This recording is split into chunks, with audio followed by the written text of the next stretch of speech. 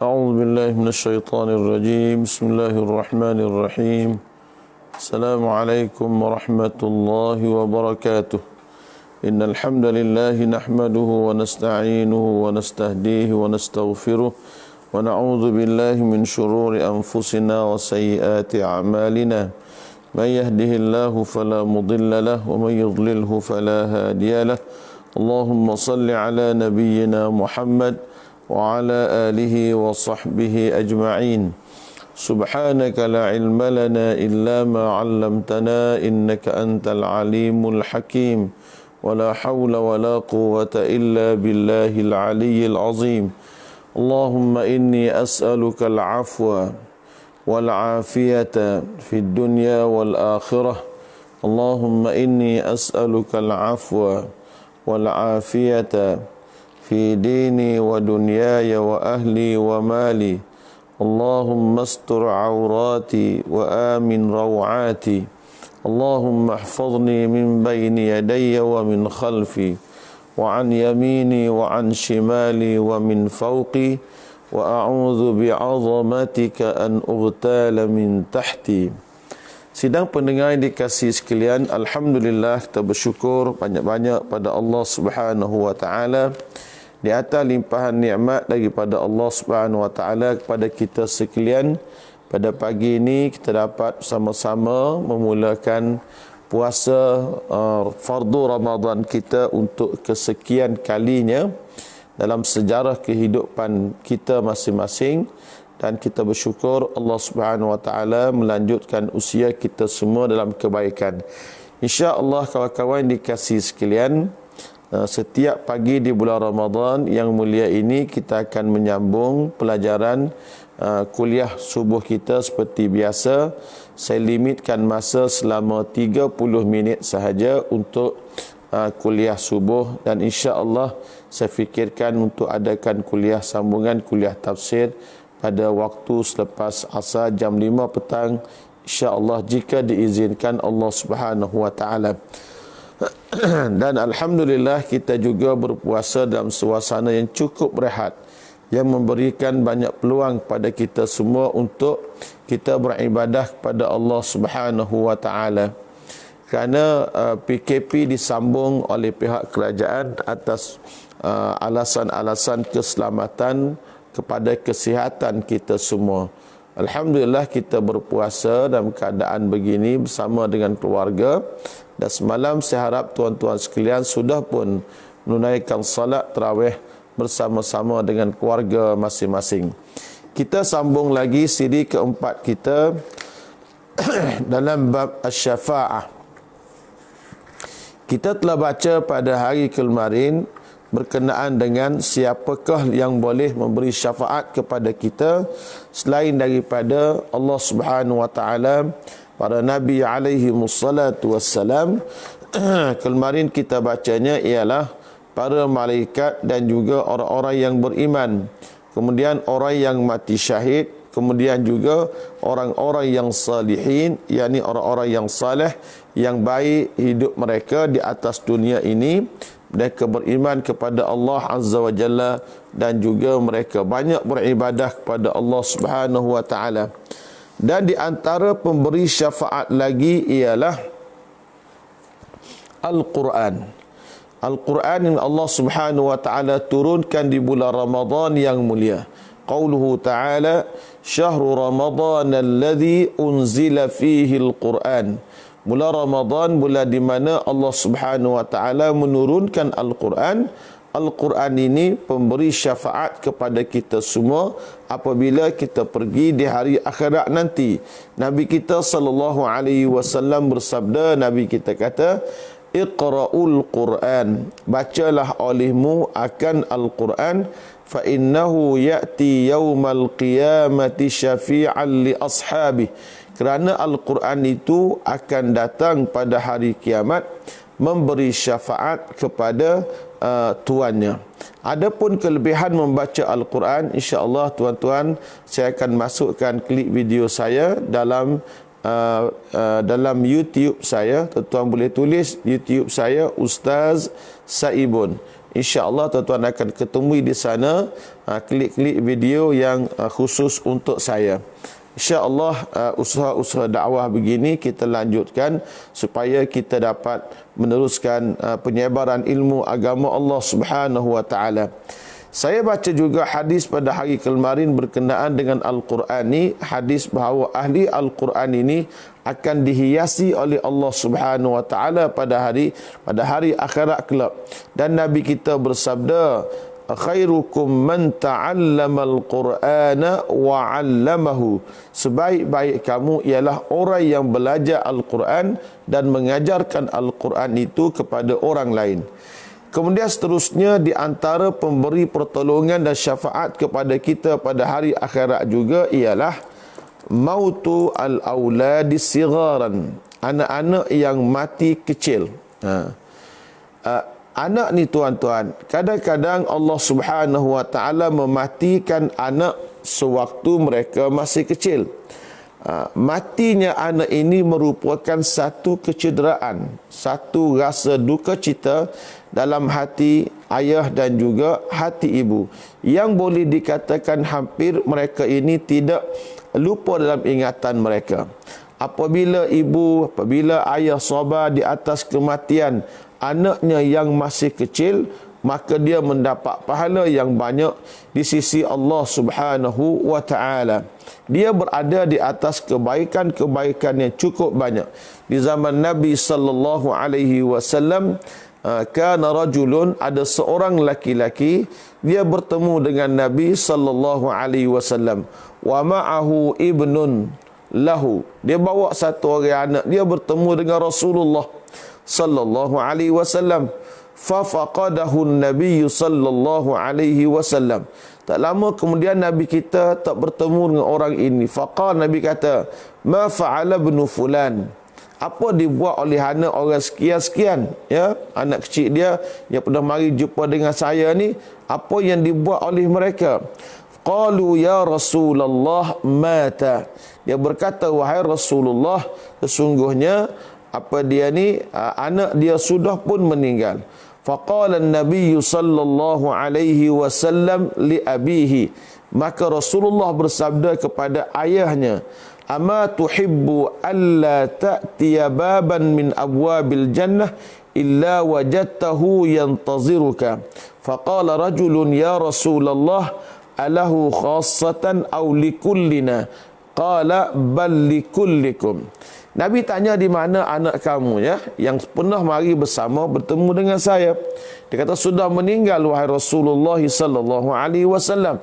Nabi kita berkata, mahukah kamu mendatangi pintu syurga pada hari akhirat, kamu dapati anak kamu menanti kamu di pintu syurga. Anak kamu menanti kamu, yang taziruka, musafah di pintu syurga, anakmu menunggu kamu.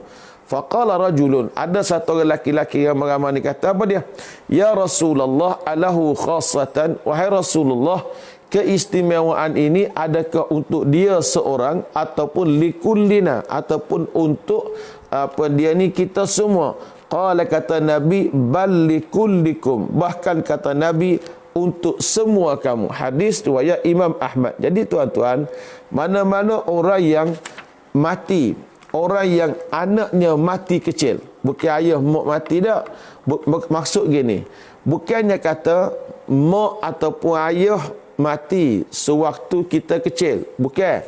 Maksudnya ialah kita ni, mak ayah dia kehilangan anak sewaktu kecil. Anak ni kecil, anak ni mati umur 2 tahun, anak ni mati umur 3 tahun, begitulah sahabat-sahabat semua. Maka dia, anak dia, kata Rasulullah, menantinya di pintu syurga Allah Subhanahu wa taala. Jadi sahabat bertanya, adakah keistimewaan ini khusus untuk orang ni saja? Bolehkah orang ni saja ke wahai Rasulullah? Jawab Nabi, tidak, bal likullina, bahkan boleh semua untuk kamu belaka. Ini di antara pemberi syafaat pada hari kiamat kelak. Kemudian pemberi syafaat lagi sahabat-sahabat sekalian ialah doaul aulad, doa daripada anak-anak kita. Doa daripada anak-anak untuk ibu bapa mereka ini memberi manfaat kepada mereka pada hari kiamat kelak. Sebab tu kita selaku anak-anak, kita kena banyak berdoa kepada Allah Subhanahu Wa Taala untuk mak kita, untuk ayah kita. Katakanlah ayah saya meninggal dunia tahun 1996, 12 hari bulan Jun 1996 pada usia 70 tahun. Semenjak dari itu, saya berdoa kepada Allah Subhanahu Wa Taala untuk ayah saya sebanyak 10 kali sehari. Lepas maya sunat sekali, lepas maya fardu sekali, paling minima 10 kali sehari. 10 kali sehari kali dengan 30 hari sebulan jadi 300 kali. 10 jadi 300 kali. 300 kali sebulan darab dengan 12, 3,600. Hamba doa kepada ayah hamba untuk sebulan, untuk setahun 3,600. Sudah 24 tahun ayah hamba pergi. Artinya setakat ini hamba berdoa kepada Allah Subhanahu Wa Taala untuk ayah hamba sudah 82,000 kali. Baiklah tuan-tuan, kalau tuan-tuan ada 5 orang anak, anak tuan-tuan semua boleh berdoa pada Allah Azza wa Jalla. 80,000 kali dengan 4 adik, 4 anak tuan-tuan. 8 kali 4, 320,000. Kalau ada orang tinggal anak yang salih begitu ramai sampai jutaan kali, takkanlah Allah Subhanahu Wa Taala tak terima permohonan daripada anak-anak untuk mak ayah dia. Sebab tu ada janjikan, innallaha tabaraka wa ta'ala la yarfa'u darajata lil 'abdis salih fil jannah fayaqulu ya rabbi anna li hadhihi fayuqal bistighfari waladika laka, rawahu Ahmad. Allah Subhanahu Wa Taala mengangkat darjat hamba yang salih dalam syurga Allah Subhanahu Wa Taala. Fayaqulu ya Rabbi, lalu hamba yang salih ini berkata, ya Rabbi, wahai Tuhanku, anna li hadhihi, dari manakah aku dapat nikmat darjat aku semakin tinggi ini ya Allah? Fayuqalu, maka dikatakan pada dia, bistighfari waladika lak, dengan istighfarnya mohon ampun kepada Allah Subhanahu Wa Taala oleh anak-anak kamu untuk kamu. Sebab tu tuan-tuan, saya selalu sebutkan, saya kata anak-anak kita adalah aset akhirat kita. Anak-anak kita adalah aset akhirat kita. Kalau kita tinggal anak yang baik, anak yang saleh di alam dunia ini, insya-Allah dia akan berdoa kepada Allah Azza wa Jalla untuk kita. Maka darjat kita di syurga Allah semakin meningkat kerana kesalihan anak-anak yang kita tinggalkan tadi sentiasa berdoa kepada Allah Subhanahu Wa Taala untuk kita setelah daripada kita tiada. Didik baik-baik anak tuan-tuan, ajarkan mereka doa. Paling tidak doa yang paling pendek, ya Allah ya Tuhanku, ampunilah dosaku dan dosa kedua orang tuaku, ya Allah ya Rahman ya Rahim. Dalam bahasa Melayu pun boleh. Tuan-tuan kena ingat, tuan-tuan kalau berbangga dengan anak-anak tuan-tuan yang pandai ilmu keduniaan sahaja, tidak ke mana. Sebab bila tuan-tuan mati, dia tidak berdoa kepada Allah Subhanahu Wa Taala, tuan-tuan akan rugi. Tuan-tuan boleh berbangga dengan aset anak-anak yang tuan-tuan miliki itu. Tetapi harus tuan-tuan mengajar pada anak-anak tuan-tuan itu supaya dia boleh berdoa kepada Allah Subhanahu Wa Taala untuk kebahagiaan hidup tuan-tuan di alam abadi yang kita pergi tidak akan kembali lagi. Baik, seterusnya pemberi syafaat juga pada hari kiamat ialah as-siyam, berpuasa. Alhamdulillah, hari ini kita telah mula ibadat puasa di bulan Ramadan. Pesanan saya, puasa dengan sebaik-baiknya, puasa mulut, puasa segala-galanya. Seperti mana dipesan oleh Yang Amat Berhormat Perdana Menteri dalam ucapannya pada jam 8 lebih semalam. Dia ucapkan selamat berpuasa untuk kita dan dia pesan hasil daripada puasa ini ialah untuk melahirkan manusia yang bertakwa pada Allah Subhanahu Wa Taala.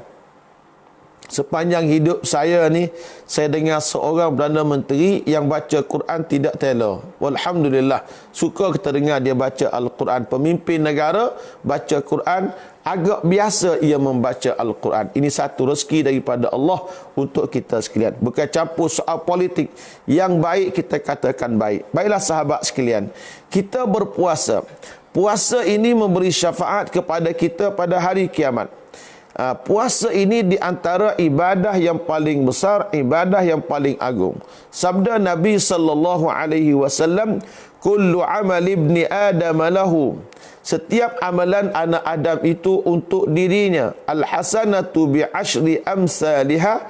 Kebajikan yang satu kebajikan kita buat, Allah Ta'ala ganda dengan 10 kali ganda hingga kepada gandaan 700 kali ganda. Kecuali ibadah puasa, kata Allah, sesungguhnya ibadah puasa ini untukku dan aku sendiri akan membalasnya. Pasal apa? Orang ni meninggalkan makanannya, meninggalkan minumnya, innahu taraka syahwatahu, tinggal keinginannya, wa ta'amahu, tinggal makan minumnya, wa syarabahu, tinggal minumannya, min ajli, kerana aku. Lis-saimi farhatani, ya, bagi puasa itu, orang berpuasa ada 2 kegembiraan.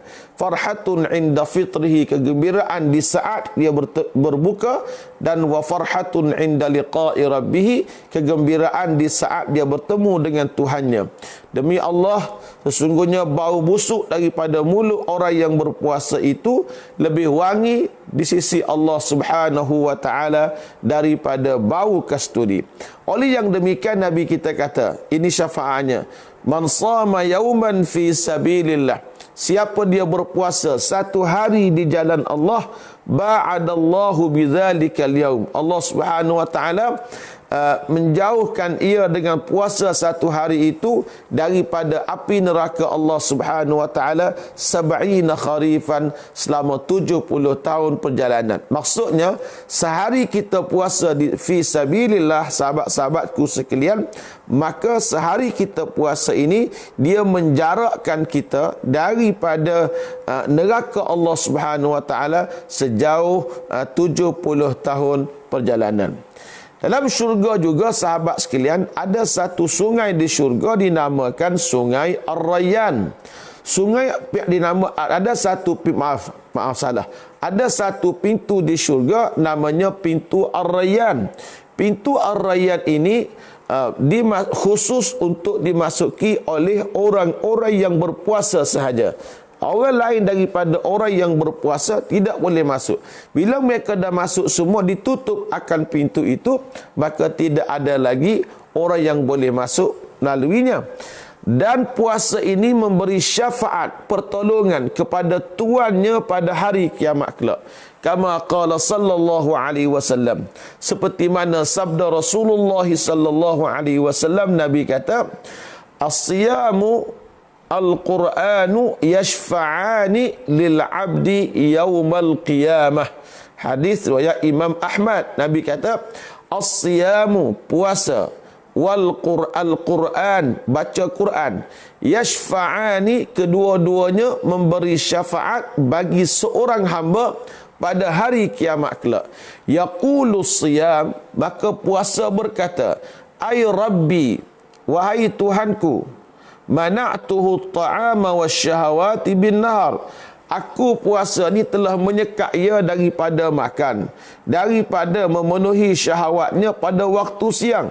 Fasyaffi'ni fihi, maka syafaatkanlah aku padanya. Yakni puasa memberi syafaat kepada tuannya pada hari kiamat kelak. Wa yaqulul Quran, Al-Quran pula berkata, mana'tuhu an-nauma bil laili, ya Allah, aku sebab dia baca aku, maka dia tidak tidur pada waktu malam. Fasyaffi'ni fihi, syafaatkanlah aku padanya. Yakni, ya Allah, biarlah aku boleh bagi syafaat kepada orang yang suka baca Quran.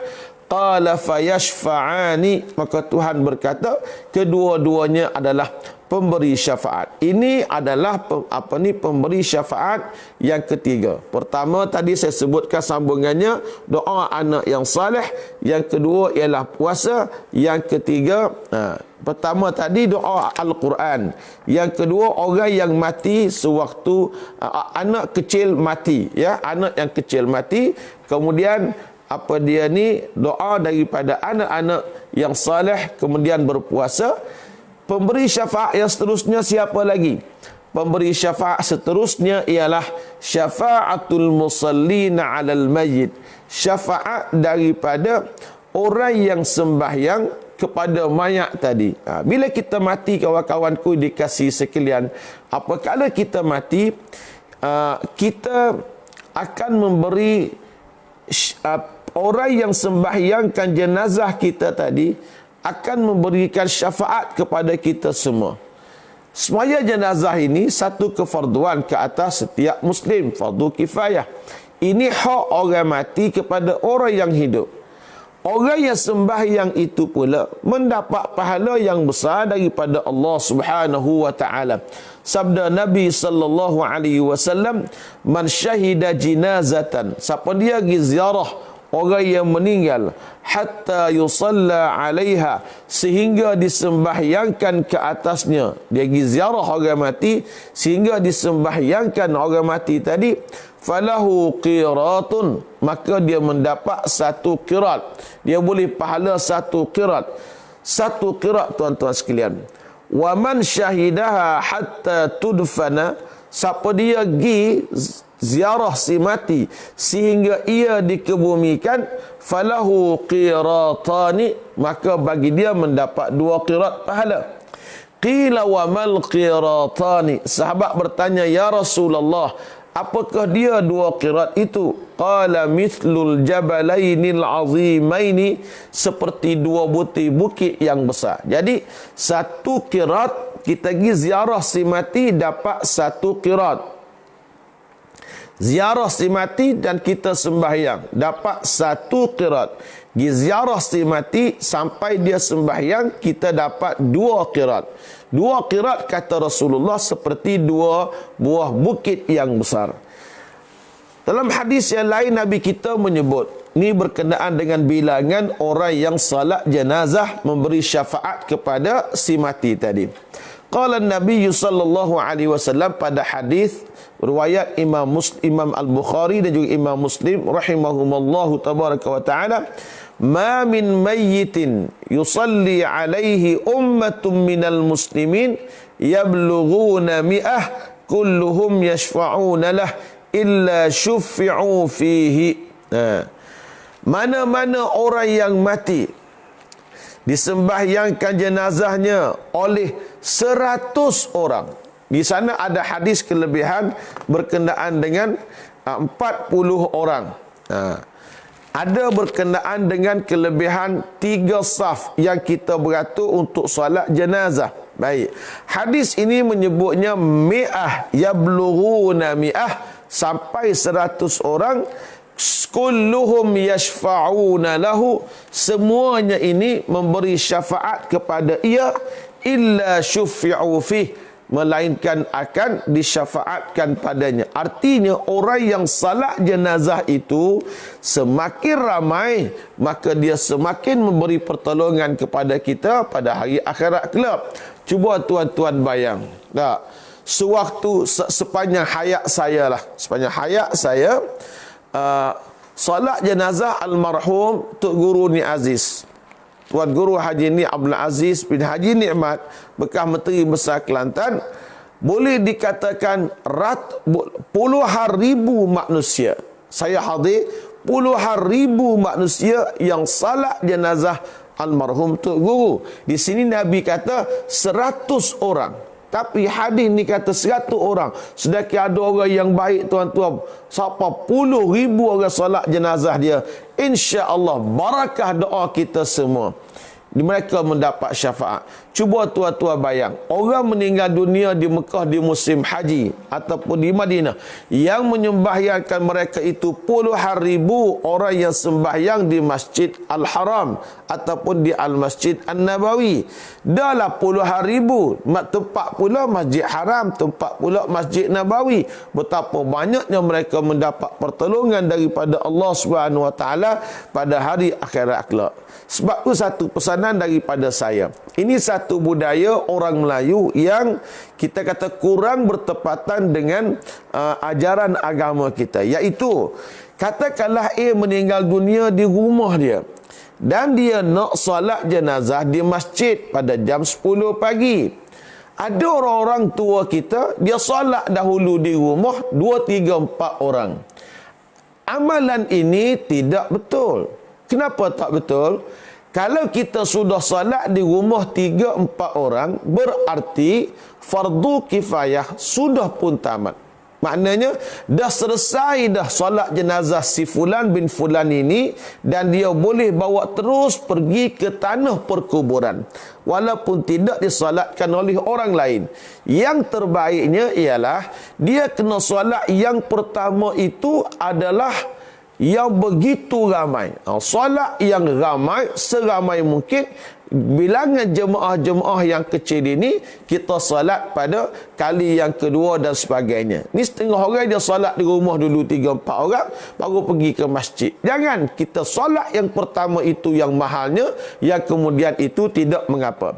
Dan kalaulah kita kata ada kematian lah pada musim ini, kita katalah ada kematian, kalau saya duduk Kota Baru, ada kematiannya di Jeli, mungkin saya nak balik tidak mengizinkan oleh sekatan-sekatan daripada pihak keselamatan. Maka kita tanya dia, jam berapa nak sembahyang? Maka kita boleh solat gaib untuk almarhum orang sekian-sekian. Untuk solat gaib ini kawan-kawan sekalian, hanya perlu kepada dia dimandikan. Apabila dia sudah dimandikan, dikafankan, maka kita boleh solat gaib untuk mereka. Jadi kita solatlah gaib. Amalan saya, baru ni saya duduk di luar negara. Kemudian ada sahabat-sahabat saya, pendengar-pendengar setia saya di masjid, meninggal dunia sewaktu ketiadaan saya. Maka saya dengan kawan-kawan saya di luar negara, saya kata, lepas solat zuhur atau asar berjamaah, saya kata apa?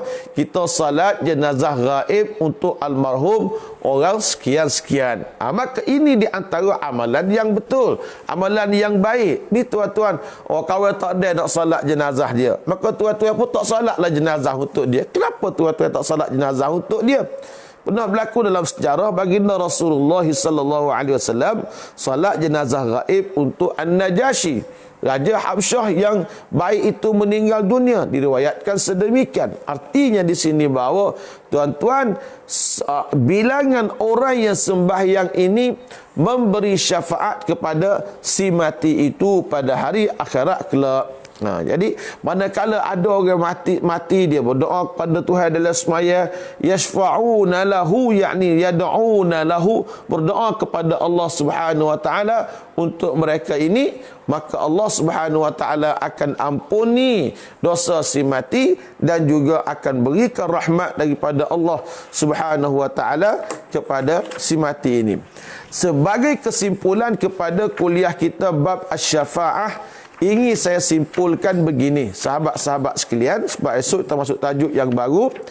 Syafaat artinya pertolongan. Setiap daripada kita perlukan pertolongan daripada Allah Subhanahu Wa Taala dan dari Rasulullah sallallahu alaihi wasallam pada hari kiamat kelak. Syafaat pula ada 9 jenis. Syafaat yang pertama ialah syafaat untuk memulakan perbicaraan. Ini keistimewaan Nabi kita sallallahu alaihi wasallam. Syafaat yang kedua ialah selepas ahli syurga disuruh masuk syurga, bila sampai di pintu syurga nak buka syurga itu, maka ini syafaat dari Nabi sallallahu alaihi wasallam. Yang ketiga ialah syafaat khas untuk orang-orang yang beriman kepada Allah Subhanahu Wa Taala yang masuk syurga tanpa hisab. Yang keempat adalah syafaat daripada Allah Subhanahu Wa Taala beri ke Rasulullah ini syafaat untuk mengeluarkan orang-orang mukmin yang berdosa, yang banyak buat dosa tapi tidak mensyirikkan Allah, dia masuk neraka, maka diberikan syafaat untuk mereka keluar daripada api neraka itu.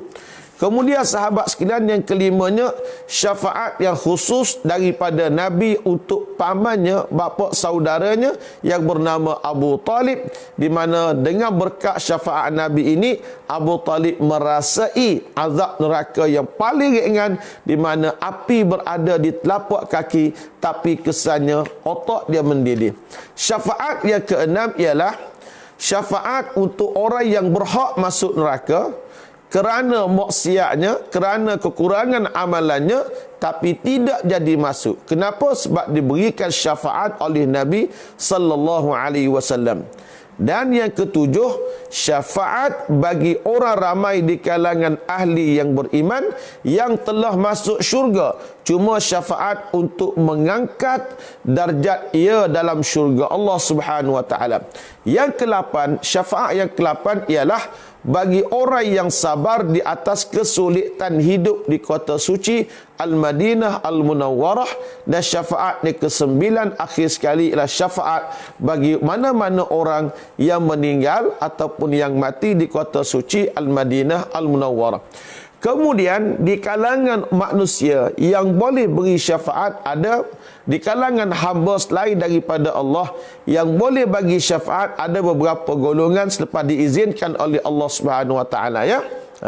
Tuan-tuan kena ingat, untuk bagi syafaat, pertama izin daripada Allah kepada pemberi syafaat. Yang kedua, penerima itu layak untuk mendapat syafaat.